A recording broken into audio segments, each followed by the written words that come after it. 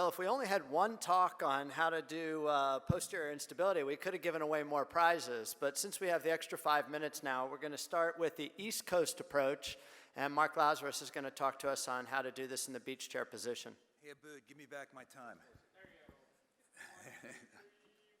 Thanks.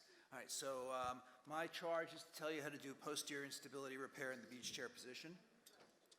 These are my disclosures. So these are my 5 steps. I'll give you the 5 steps right off the bat.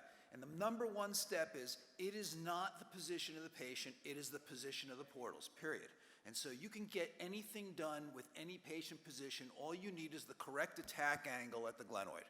All right, so regardless, and by the way, if you do not have the correct attack angle, bad things can happen regardless of your patient position, as I'll show you.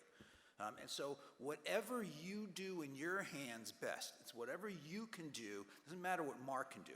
What you can do to get the correct attack angle at the glenoid, you should do. You need to make use of accessory portals for posterior labral repair. We're doing an inferior to superior shift, and for me, I've done it in lateral, I've done it in beach chair. I just find tensioning to gravity easier, and you're going to augment the labrum.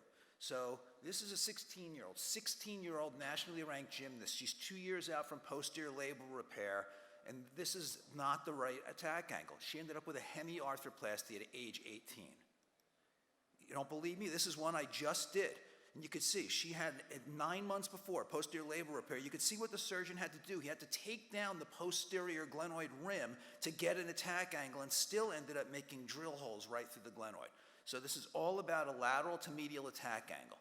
And so Mark's going to tell you can't get posterior inferior in the beach chair position. You can get anywhere as long as you have this lateral to medial ankle. This is a large patient. I'm going to actually show you a larger one when we get to the actual surgery. So this is my guy. He's not a defensive lineman. He's a police officer, but he was an offensive guard in college. By the way, his partners call him Tiny. He has pain and sense of instability. Of course, this is a work injury, and he's had no improvement in 3 months. And so this is our standard portal, and then the portal is going to be as high and lateral as the humeral head will allow. That's the standard portal. That's the instability portal. Lateral to medial, lateral to medial. And so when we come around, now the scope is anterior-superior, and what you can see is now we've got this great attack angle at the glenoid. In this enormous guy, I can still get to 6 o'clock, I can still get to posterior inferior. So this is the first accessory portal, which is the 7 o'clock portal, and that's going to be to drill our most inferior anchor.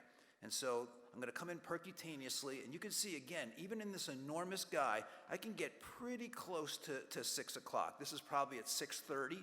And so we're going to put our first anchor in. I want to show you, so this is 11 o'clock, and you can see how low we are with this anchor, again, even in this enormous guy. And so the way I do this, you heard a lot in the last session about simple suture versus horizontal mattress suture. For most inferior sutures, whether I'm fixing anteriorly or posteriorly, I do both. And so this is the nip tuck. I think Gus Mazzocca called this the nip tuck. So we're going to shift the capsule from inferior to superior. Again, there's plenty of access, and I just find that shifting to gravity helps me get a better sense of where those sutures should go. And so this comes out at the capsulolabral junction unless they have a true Bankart lesion posteriorly. And so the first pass will have both sutures. The second pass will have one suture. And then as you shuttle them through, you get a horizontal mattress and a simple. The horizontal mattress puts up the labrum on the glenoid rim, and then the simple suture rounds it on the glenoid rim. So you get the effect of both. And then it's just a question of working your way up the glenoid until we get to the other accessory portal, which I'll show you in a second. So again, here's the nip tuck. We're going to grab a pleat of capsule. I'm going to pull it up to gravity to know that I've got the right tension.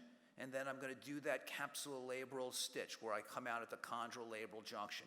That will serve to tighten the capsule in an inferior to superior direction and augment the glenoid. Neil Alitrash showed we can actually double labral height with this technique.